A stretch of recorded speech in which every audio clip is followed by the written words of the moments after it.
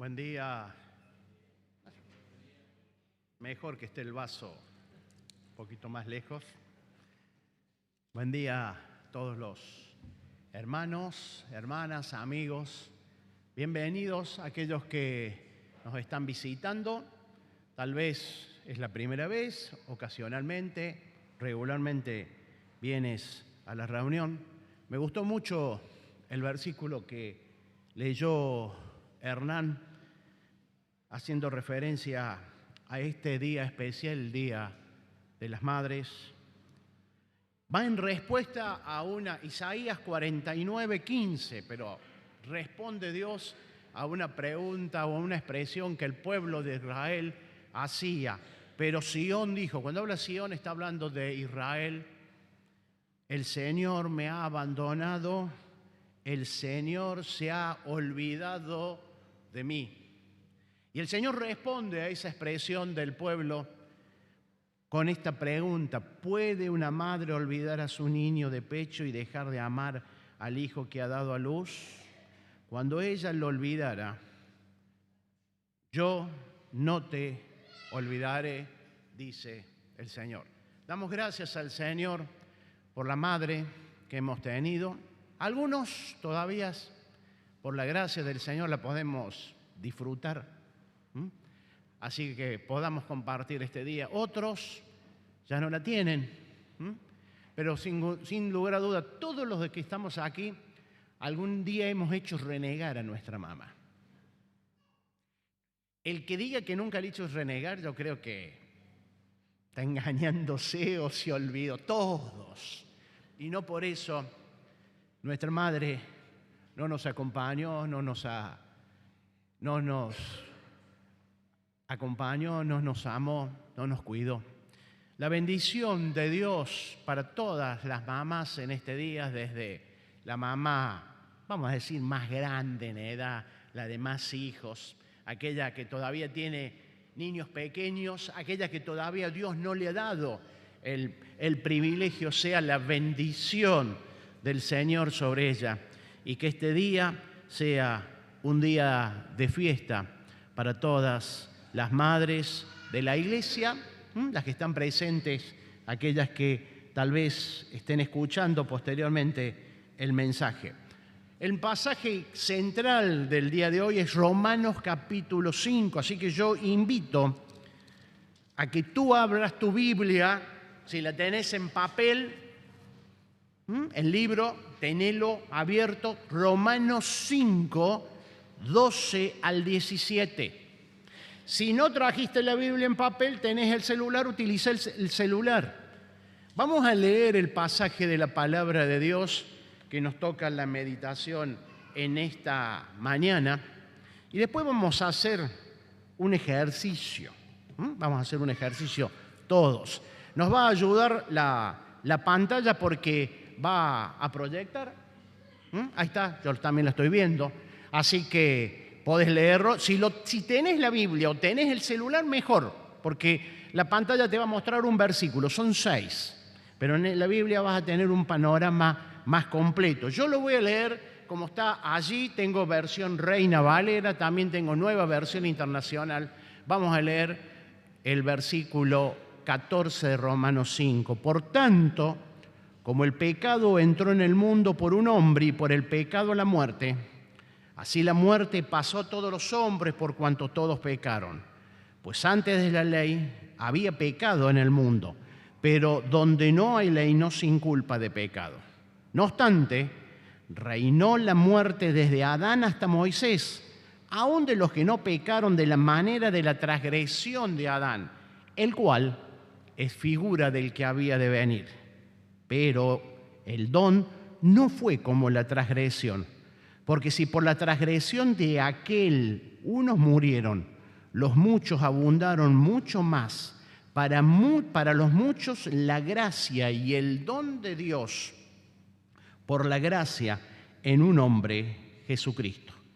Y como el don no sucede como en el caso de aquel que pecó, porque ciertamente el juicio vino a causa de un solo pecado para condenación, pero el don vino a causa de muchas transgresiones para justificación. Pues si por la transgresión de uno solo reinó la muerte, muchos más reinará en vida por uno solo, Jesucristo, los que reciben la abundancia de la gracia y el don de la justicia. Vamos a orar para encomendarnos a Dios en la meditación de su palabra en esta mañana. Padre nuestro que estás en los cielos, te damos gracias por este día, la bendición desde el cielo para todos los presentes y doblemente para aquellas hermanas, madres en este día especial. Abrimos tu palabra, hemos leído, queremos abrir ahora nuestro corazón, nuestra mente, nuestros ojos y poder ver el amor del cielo que se desciende sobre cada uno de nosotros. En el nombre de Jesús. Amén. El tema que está desarrollando el apóstol Pablo en este pasaje comienza diciendo, por tanto. Este es un nexo que une el versículo 12 y lo que sigue a continuación con lo que dicen los versículos anteriores que hemos visto los domingos anteriores. Y está hablando de la justificación de Dios a cada uno de nosotros que somos pecadores. Vamos a hacer ahora un ejercicio. Vamos a leer nuevamente el versículo, pero vamos a leer en forma individual. Yo voy a dar 3 minutos para que en 3 minutos leamos los 6 versículos. Yo me gustan los números, manejo números, así que 30 segundos por versículo, más o menos. Los van a proyectar en la pantalla, pero si vos tenés la Biblia, léelo en tu Biblia, en el celular, en el libro, en la versión que tengas, no importa. Y quiero que te centres, que te fijes en las palabras o en los términos que aparecen varias veces en la palabra, en estos 6 versículos. Aparecen algunos nombres propios. Vas a ver que menciona algunos. Si tenés algún papel y lapicero y lo querés anotar, mejor. Si no, anótalo en tu mente. Porque va a ser un ejercicio para todo. Y anotar las palabras que de distintas formas aparecen en los versículos. Algunos aparecen como la expresión en nombre o en sustantivo, como le suelen decir en la gramática. Por ejemplo, el amor. Y a veces la misma palabra aparece como un verbo cuando dice el verbo amar. Entonces, 3 minutos. Yo voy a poner el cronómetro y van a ir proyectando los versículos en la pantalla y los vas leyendo allí. Entonces, comenzamos. 3 minutos.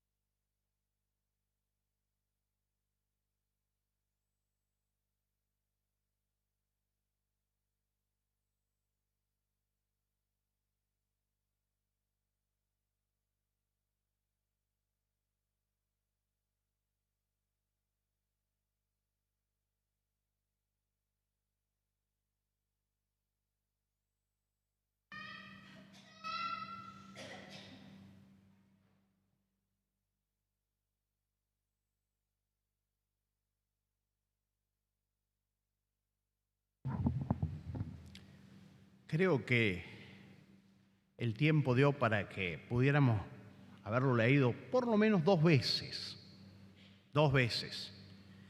A ver, ¿qué palabra se repite varias o muchas veces en el pasaje? Yo siempre hago la pregunta, ¿y cuál es el problema? Que no escucho lo que ustedes dicen.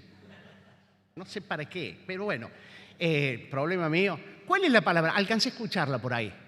Pecado. Pecado.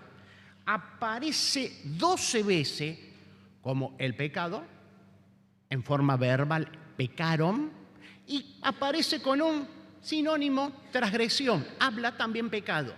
12 veces aparece la palabra pecado, pero no es el tema del pasaje. Pablo, cuando escribe, utiliza un estilo literario muy particular. Se llama un paralelismo antitético o contrastado. Hay una licenciada en letras allá, así que tengo que cuidar lo que voy a decir. Es un estilo muy particular donde va a contrarrestar, va a trazar un paralelismo entre lo que está diciendo. Era muy característico de la poesía hebrea. Por ejemplo, Proverbios 15:1, la blanda respuesta quita la ira, mas la palabra áspera hace subir el furor. Acá está Salomón, cuando escribe, traza un paralelismo. La respuesta blanda, la respuesta dura, la respuesta sabia, más la palabra fuerte. Y hace ese contraste. La lengua de los sabios adornará con sabiduría, mas la boca de los necios habla sandeces, necedades. Justamente Salomón en esta parte utiliza este sistema, este estilo literario, donde traza un paralelismo contrastado, habla de algo bueno y de algo malo. En este pasaje de Romanos, justamente Pablo va a trazar ese camino, va a trazar ese estilo y va a hablar de un camino que utiliza una de las palabras, vamos a llamarle así, el camino del pecado. Ya lo vamos a ver que aparece otra palabra que aparece varias veces, como yo lo tengo anotado allí, 6 veces, que es la palabra muerte, y va a contrastar contra otro camino. La palabra que más aparece es muerte. Pero ¿qué nombres propios menciona Pablo acá? Adán, bien. ¿Cuál otro más? Moisés y a Jesucristo.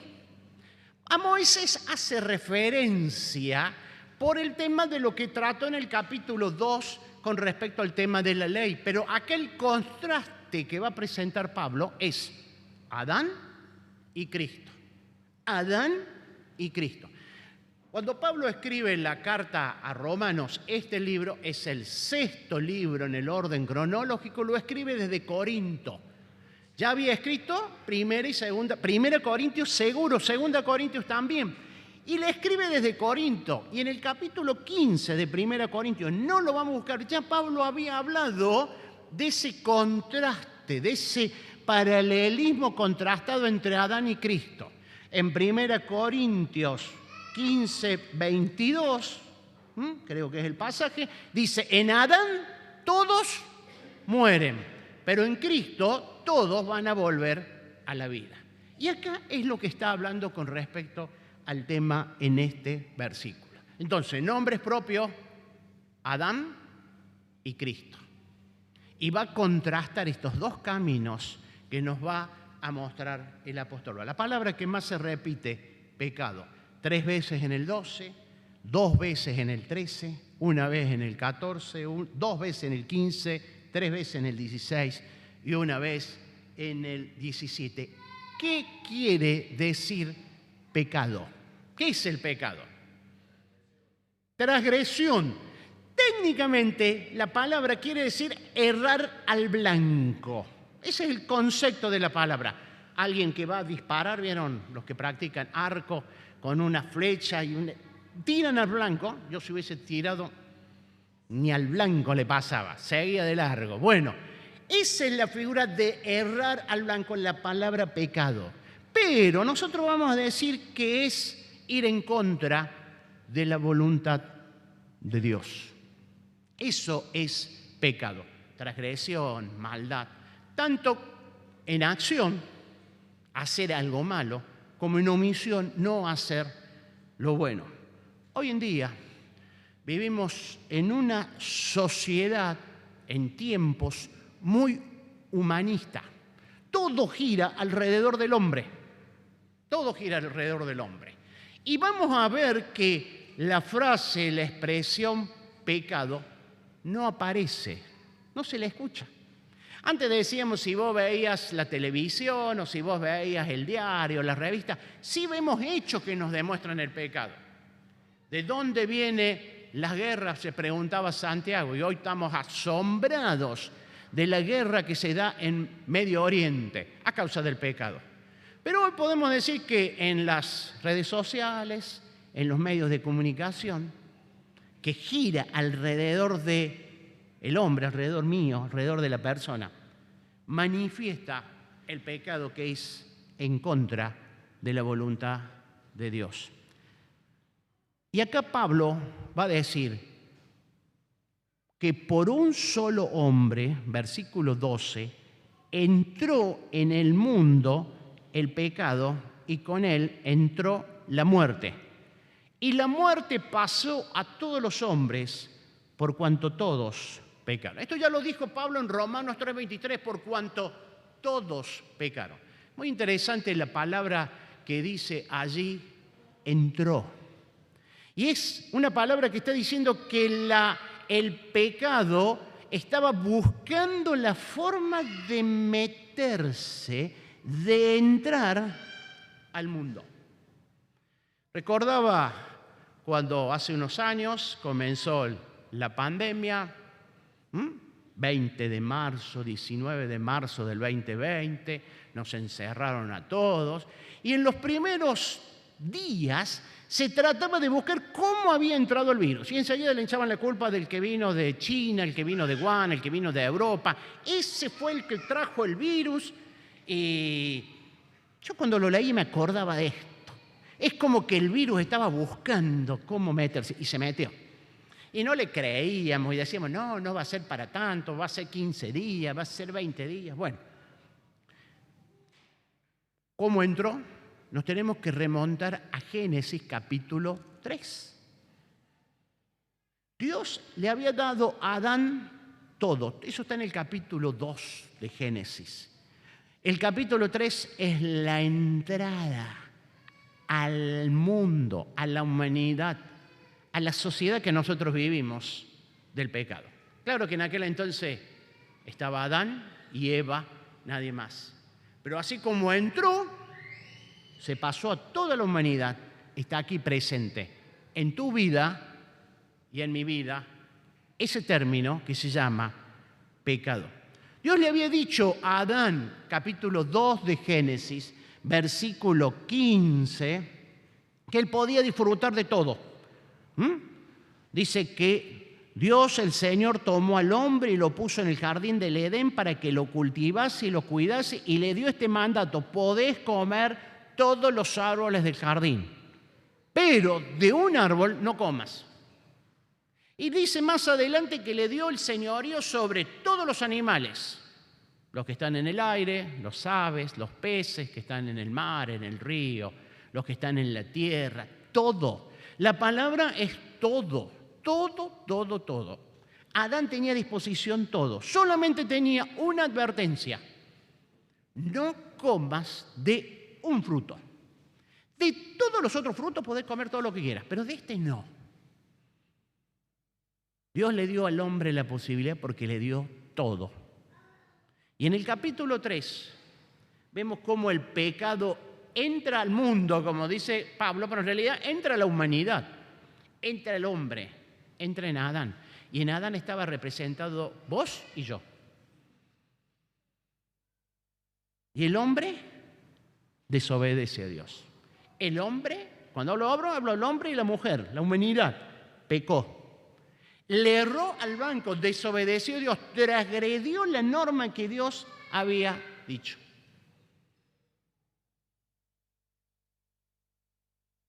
Dios le había advertido a Adán antes que aconteciera esto. Todo árbol podés comer, todo lo que quieras. A la mañana, a la tarde, a la noche, podemos decir nosotros. Pero de este no, porque el día que comieres, ¿qué va a pasar? Vas a morir. Génesis 2:17, porque el día que de él comieres, ciertamente morirás. El día que de él comas, vas a morir. Y el capítulo 3 nos muestra el día que Adán y Eva desobedecieron a Dios. Y lo primero que hace Dios es buscar al hombre. A ese transgresor, a ese pecador, a ese que lo engañó a Dios, Dios lo busca. Génesis capítulo 3. Y Dios dice que lo buscó y hizo la pregunta, la primera pregunta que Dios hace: ¿dónde estás, Adán? El hombre se había escondido. Dice, sabía que vos estabas en el huerto paseándote, tuve miedo, me escondí. Dios sabía que el hombre había pecado. ¿Qué has hecho, Adán? ¿Qué le responde a Adán? Así estás. ¿Por qué comiste del fruto? Y Adán hace lo que nosotros hacemos siempre, le echamos la culpa a los otros. La mujer que tú me diste me dio el fruto. Y la mujer le echó la culpa a la serpiente. El hombre hoy no asume su responsabilidad, busca culpable. La culpa la tiene mi pasado, la falta de trabajo, la crisis económica, la culpa la tienen los padres, la falta de educación. Buscamos culpables, buscamos excusas, pero Dios busca responsables. Y este pasaje de Romanos nos va a mostrar de que así como Adán desobedeció a Dios,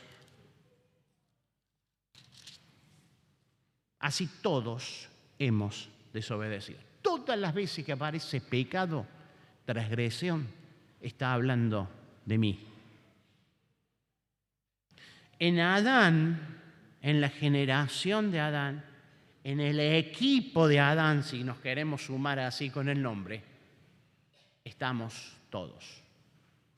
Y con el pecado y con la desobediencia vino la muerte. Palabra que también aparece muchas veces en el pasaje. 6 veces. El día que coman del fruto, mueren. ¿Murió Adán cuando comió el fruto? ¿Murió? Sí y no. Pará. La muerte, tenemos que entender el concepto bíblico de la muerte. La muerte es separación. Separación. Y Dios cuando hablaba decía, a partir del momento que vos peques, desobedezcas, estás separado. Y la Biblia nos habla de 2 o 3 muertes, si queremos hablarle así. Una es la muerte espiritual, es la separación del hombre o la mujer, la humanidad con Dios.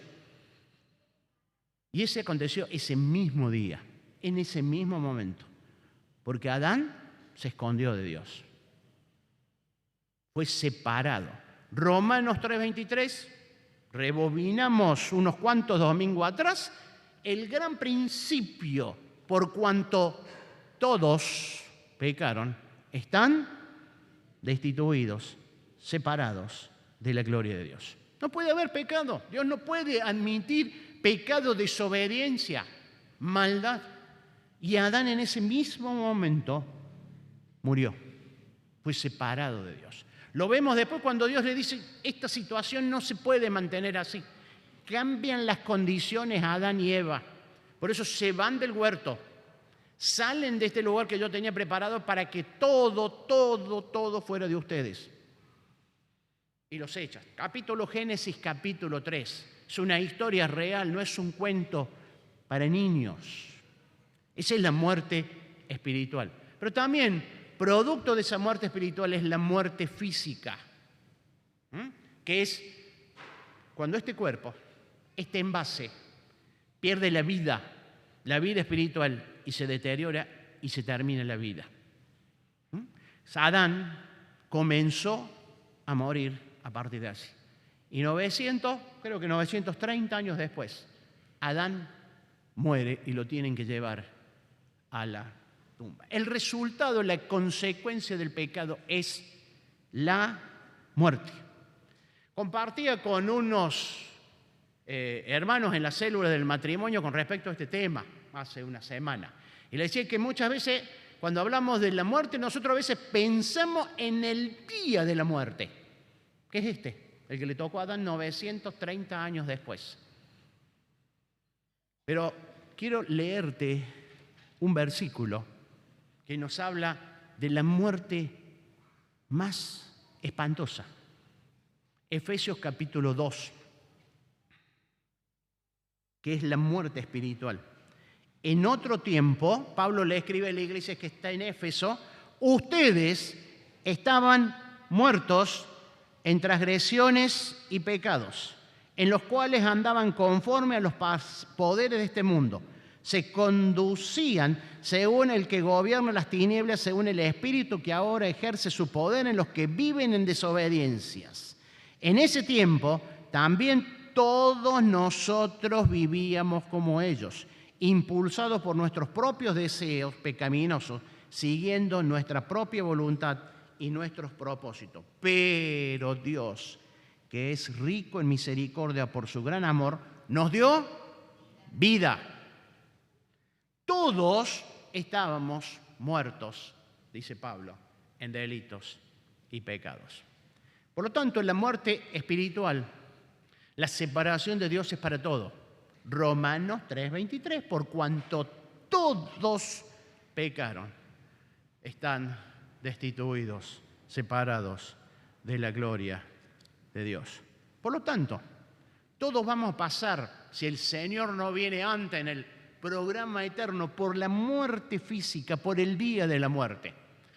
Pero quiero decirte que lo más importante no es el día de la muerte, sino el estado de la muerte. ¿Estamos vivos o estamos muertos? Quiero decirte que la muerte es separación, es la ausencia de Dios. Cuando alguien está muerto, bueno, dice no tiene vida, no responde, está ahí, terminó su vida. Quiero decirte que la muerte espiritual es la ausencia de Dios. Es darle la espalda a Dios. Es ser expulsado, como fue Adán y Eva, físicamente, geográficamente del jardín del Edén. Juan 17:3. Esta es la vida eterna. ¿Cuál es la vida eterna? Que te conozcan, dice Jesús, a ti, Padre, como el único Dios verdadero, y a mí que me enviaste. La vida está en conocer a Dios. Por eso, reitero, pecado, el camino de Adán es el camino del pecado, el camino que lleva a la muerte, no una muerte física, la muerte espiritual, la ausencia total de Dios, que lleva a perder todo. Recordá, Adán tenía todo y lo perdió todo. Tuvo su castigo y fue merecido. Vos me podés decir, sí, fue demasiado por comer un fruto. Era una sola, era la primera vez. Pero fue suficiente para Dios, porque tenía todo a su alcance. Pero Pablo nos va a mostrar y nos va a contrastar el otro camino, el camino de la vida. Y el que va adelante en ese camino de la vida es Cristo, es el otro personaje, el otro nombre propio que aparece acá. Y lo empieza a desarrollar 15, 16 y 17. Pero la transgresión de Adán no puede compararse. Me encanta esta expresión que utiliza la Nueva Versión Internacional, versículo 15, con la gracia de Dios. Pues si por la transgresión de un solo hombre, Adán, murieron todos, yo estoy incluido en ese todos, ¿cuánto más el don que vino por la gracia de un solo hombre, Jesucristo, abundó para todos? Tampoco se puede comparar la dádiva de Dios con las consecuencias del pecado de Adán. El juicio que lleva a la condenación fue resultado de un solo pecado, pero la dádiva que lleva a la justificación tiene que ver con una multitud, con un montón de pecados.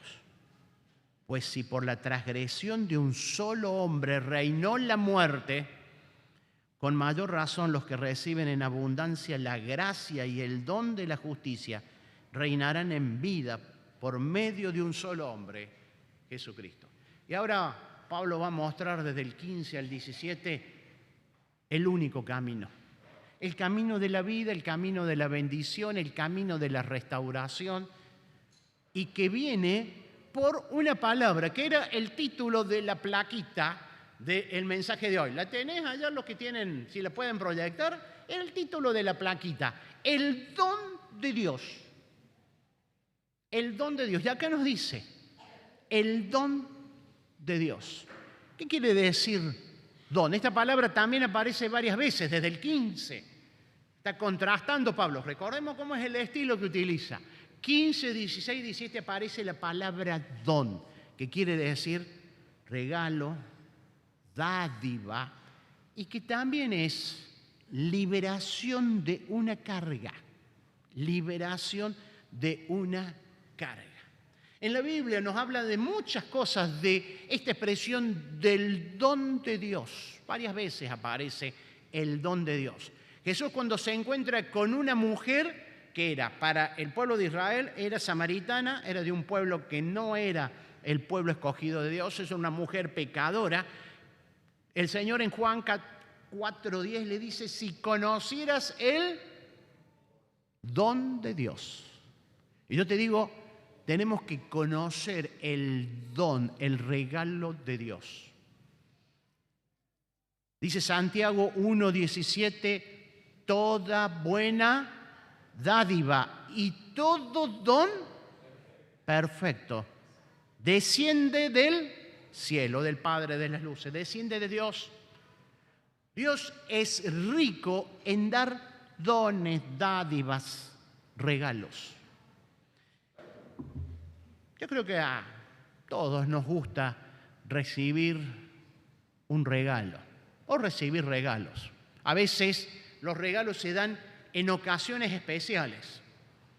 Generalmente lo recibimos el día del cumpleaños, lo reciben en un momento especial como hoy las mamás, lo reciben los maestros el día del maestro, los niños en el día de la niñez. En un momento especial reciben ese regalo, esa dádiva. Pero la palabra de Dios nos dice que el don de Dios, el regalo de Dios, va envuelto de una forma muy especial y utiliza una palabra que aparece en el 15 y en el 17. El regalo de Dios va envuelto en gracia. Gracia. Te dan el regalo, viene envuelto. El regalo que da Dios envuelto en gracia. ¿Qué quiere decir gracia? Bondad no merecida, inmerecida. Cuando cumplís años, podemos decir, te podés haber portado más o menos, pero es el día de tu cumpleaños, mereces el regalo. El día del alumno, y tal vez no sea el mejor alumno, pero es el día del alumno, le vamos a dar el regalo. Gracia es cuando te dan un regalo que vos no lo mereces. Por eso el regalo de Dios va envuelto en gracia. Juan va a decir: y Jesús se hizo carne y habitó entre nosotros y vimos su gloria, gloria del unigénito, lleno de ¿qué? De gracia, de su plenitud. De Jesús hemos tomado todos, ¿qué? Gracia y más gracia. Juan 1, 14, 17 y 18.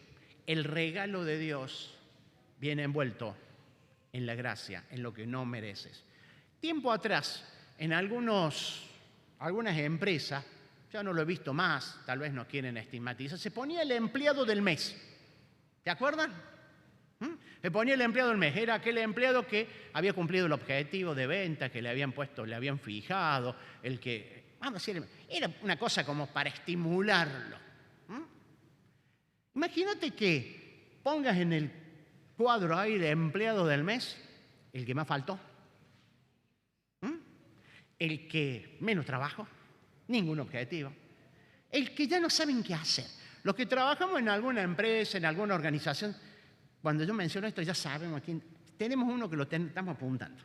Hernán se ríe, sabe, no sé quién, el profe, el preceptor, que, bueno, siempre hay uno. Imagínate que vos llegás y ves el empleo del mes. Es imposible. Ese no se lo merecía. Quiero decirte que el regalo de Dios, vos no lo merecías. Vos no lo merecías. Éramos el peor. No cumplíamos ningún requisito de parte de Dios. Pero Él envolvió el regalo con gracia. En Adán, en el camino de Adán tenemos muerte, pecado, maldición, perdón, castigo. Todo es merecido. Adán lo merecía, yo merecía. En Cristo tenemos vida, bendición, restauración. Tenemos el regalo que no merecíamos, Y para terminar, tenemos acá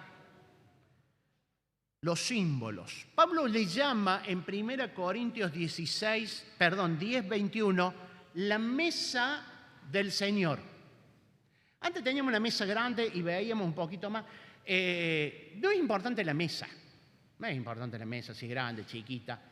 Es importante que nosotros nos concentremos en el sentido que tiene eso. Y yo quisiera que, lo hacemos en memoria de Él, veamos la mesa del Señor. A veces yo hablé que era la mesa de la memoria. Y mirábamos el pasado, el presente y el futuro. En otra oportunidad yo hablé sobre la mesa del encuentro, de la reunión. Traje un cartel, el punto de encuentro, y lo puse sobre la mesa. Hoy quisiera que veamos esta mesa simbólicamente como la mesa de la gracia,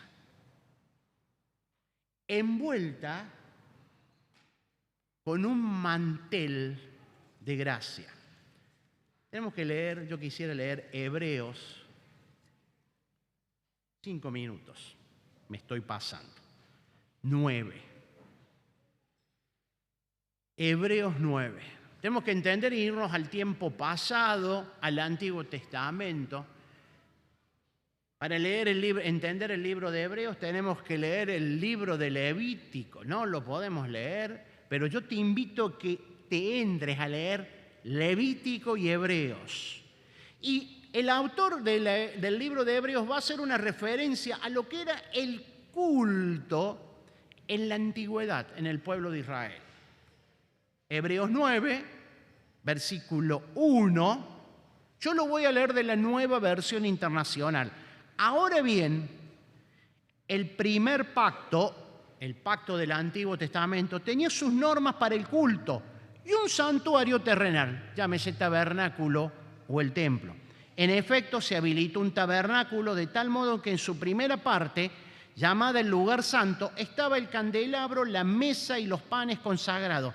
Y tras la segunda cortina estaba la parte llamada el lugar santísimo, el cual tenía el altar de oro para el incienso, el arca del pacto, toda recubierta de oro, Y dentro del arca había una urna de oro que contenía el maná, la vara de Aarón que había reverdecido y las tablas del pacto. Encima del arca estaban los querubines de la gloria que cubrían con su sombra el lugar de la expiación. Pero ahora no se puede hablar de eso en detalle. Así dispuestas todas estas cosas, los sacerdotes entraban, vamos a utilizar hoy en tiempo pasado, continuamente a la primera parte para celebrar el culto, lugar santo. Pero en la segunda parte entraba únicamente el sumo sacerdote una sola vez al año, provisto de sangre que ofrece por sí mismo y por los pecados de ignorancia cometidos por el pueblo. Con esto, el Espíritu Santo daba a entender que mientras sigue en pie el primer tabernáculo, aún no se había revelado el camino que llegaba al lugar santísimo. Estaba el tabernáculo, estaba en la parte descubierta el altar de los sacrificios, ahí permanentemente se ofrecían los animales, había fuego, había humo permanentemente, y en la tienda, en la carpa, en el lugar cubierto, estaba el lugar santo, donde estaban los panes, y estaba el altar, y ahí permanentemente entraban los sacerdotes. Se tenían que limpiar porque se ensuciaban en el sacrificio. Pero detrás había un velo, una cortina pesada, y atrás estaba el lugar santísimo. El lugar santísimo representaba la presencia de Dios. Allí todo era de oro. Todo era de oro. Había un recipiente para poner especies aromáticas, como un brasero para poner, no me sale el nombre, se me fue, el incenciario. Allí entraba un solo día en el año el sumo sacerdote y ponía el incienso que hacía como una adoración agradable a Dios. Había una lámpara, todo de oro, y estaba el arca. El arca era una caja de madera de acacia, todo recubierto en oro. Adentro estaba una vasija con maná, la vara de Aarón y las tablas de la ley. Y tenía una tapa. Y había unos ángeles que miraban sobre esa tapa, y el sumo sacerdote, únicamente sumo sacerdote, entraba un solo día al año a ese lugar. Y cuando yo repasaba anoche me acordaba, David, un hombre conforme al corazón de Dios, nunca pudo ir al lugar santísimo. Moisés, posiblemente hay algunos pasajes que hace alguna referencia, pero nos queda la duda en Moisés. Elías, Isaías, con todo lo que... Nunca pudo entrar al lugar santísimo. Daniel, nunca, porque no eran sumo sacerdote. Y ese día entraba con sangre del animal que había sacrificado en el altar y se acercaba con un temor reverente. ¿Qué hacía con esa sangre? Untaba, rociaba la tapa del arca, el propiciatorio, con la sangre que traía. Acabo de marcar una cosa, el sumo sacerdote entraba con pecados propios, pero con sangre ajena. ¿Acordaste esta frase? Y cuando llegaba, veía la tapa del arca, el propiciatorio, y veía la sangre del año pasado, la sangre del otro año. Porque no venía después un señor y lo limpiaban. No quedaba así, nadie podía entrar. Nadie venía, rociaba y limpiaban y le ponían un limpia metal. No, quedaba así. Y él decía, la misericordia de Dios me alcanzó el año pasado y hoy puedo estar nuevamente. Y veía con la poca luz que había de que la gracia de Dios lo había alcanzado hasta ahí. Y salía el sumo sacerdote y el pueblo que estaba representado en ese sumo sacerdote se regocijaba por lo que había acontecido. Damos vuelta a Hebreos. Cristo 9:11, por el contrario, al presentarse como sumo sacerdote de los bienes definitivos en el tabernáculo más excelente y perfecto, no hecho con manos humanas. Versículo 12. Entró una sola vez y para siempre al lugar santísimo. Lo hizo, no lo hizo con sangre de macho cabrío, no lo hizo con sangre ajena. Cristo entró al santuario de Dios con sangre propia, sino con su propia sangre, logrando así un rescate eterno. Cristo entró al santuario de Dios con sangre propia y con pecados ajenos.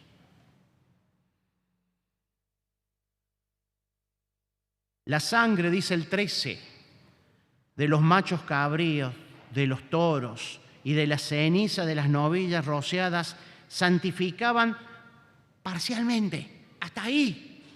Dios te daba un tiempo más de espera. Versículo 15. Por esto Cristo es mediador de un nuevo pacto, para que los llamados reciban la herencia eterna prometida a los que han muerto, para liberarlos del pecado cometido bajo el primer pacto. El último versículo, antes que participemos todos. Hebreos 10, 19. Así que, hermanos, mediante la sangre de Jesús, 10, 19, tenemos libertad para entrar al lugar santísimo, por el camino nuevo que Él nos abrió con su cuerpo. Y tenemos un gran sacerdote en la familia de Dios. Por eso yo quisiera que cuando participemos del pan, recordemos en la mesa del Señor que este es el pan de la gracia. Cristo abrió el velo y hoy todos los sacerdotes pueden llegar hasta ante la presencia de Dios. La mesa del Señor, el pan que vamos a participar, es el pan de gracia. Oramos, Padre nuestro, te damos gracias por el pan del cielo, lleno de gracia que descendió a este mundo para la salvación de nuestros pecados. Participamos de él, dando gloria y honra a Cristo Jesús, nuestro Señor. Amén.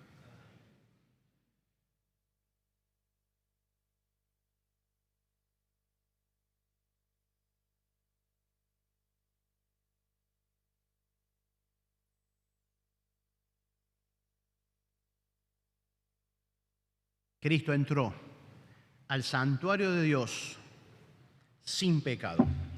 Entró por mis pecados, pero entró con sangre propia. En la copa que tiene vino es un simbolismo que nos recuerda la sangre de gracia del Cordero de Dios que quita el pecado del mundo. Padre nuestro, te damos gracias por Cristo Jesús, nuestro Señor y Salvador. Participamos dignamente de este símbolo que nos trae a la memoria la sangre preciosa de Cristo Jesús derramada por cada uno de nosotros. El Cordero de Dios que quita el pecado del mundo. En nombre de Jesús, amén.